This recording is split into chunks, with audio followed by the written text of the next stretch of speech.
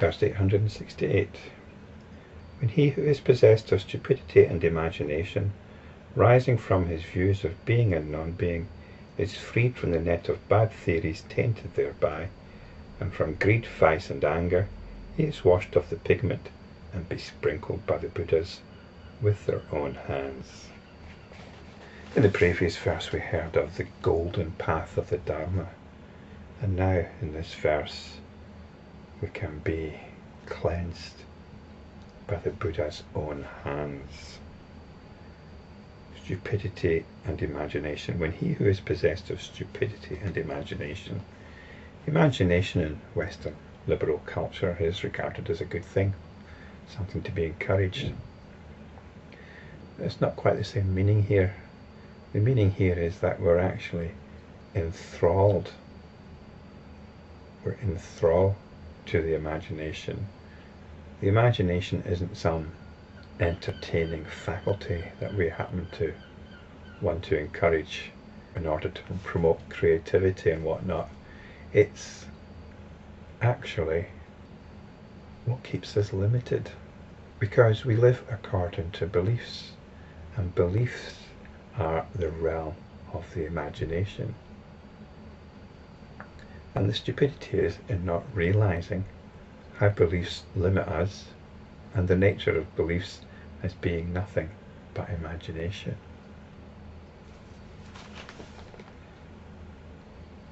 We're told that the stupidity and imagination rise from views of being and non-being, and being is very much about who we are and who we are not.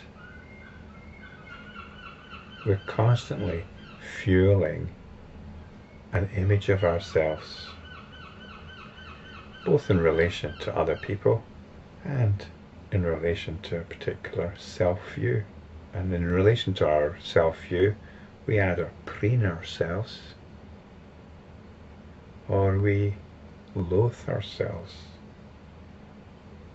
We cultivate our self-view in accordance with our own sensibilities. And we could understand greed, vice and anger in these terms. Greed isn't simply about material acquisition, it's about going after a particular lifestyle. And once we've got that lifestyle, we reject others that don't approve of our lifestyle or who live different lifestyles. This is the anger. It's a self-righteous anger. I recycle all my plastic bottles. Look at them next door, they don't. I mean, that's a very trivial example, but it actually colours much of who we are and what we do.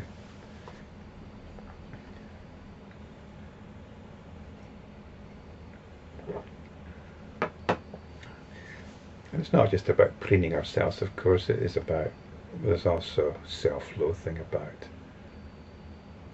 hating yourself for perhaps not having the right body shape or having certain compulsions which you indulge in, which you know are wrong and whatever. And vice is engaging with this, engaging with our greed and anger with passion without actually any awareness of what is going on. I'm recording this video just a week or so before the Scottish referendum, when Scotland is to vote for independence or not. And it's probably an issue that's long since forgotten by now, but who knows. But it's interesting seeing and listening to both sides of the argument. There isn't really any logic. There isn't any real rationale for independence. There probably isn't any rationale for the status quo either. It's a question of your own sentiments, and then finding arguments to bolster your own sentiments. I have to say I find the sentiments of the nationalist lobby less appealing than the sentiments of the ones that are happy with the status quo. And I just like to see a bit more acknowledgement of this, that people are being driven by sentiment, and the word in this context is vice. They ignore the sentiment, and the sentiment is essentially a nationalist one. And nationalism generally is not a very pleasant phenomenon. It's actually an anti-English phenomenon. The Scots have got a big chip on their shoulders about their southern neighbours. I'm Scottish, and I appreciate this, but I live in England, and I can see the absurdity of this anti-English sentiment. And the nationalists would deny this, although it's quite obvious in some of their more vociferous supporters. And I know even very nice people in Scotland have got a strain of this anti-English sentiment in them. So it's just about having some awareness here. It's not that I think independence is wrong. I just think that there's a lack of honesty here, a lack of awareness, and people should really examine their own sentiments, which underpin all their so-called arguments. So this is what's meant by vice, fueling the greed and anger,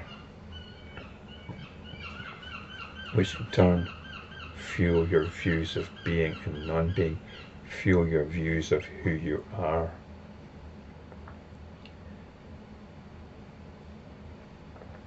And we can be washed of all this by the Buddhas. And this is all about practicing once again, coming back to realization of the awareness in which everything happens.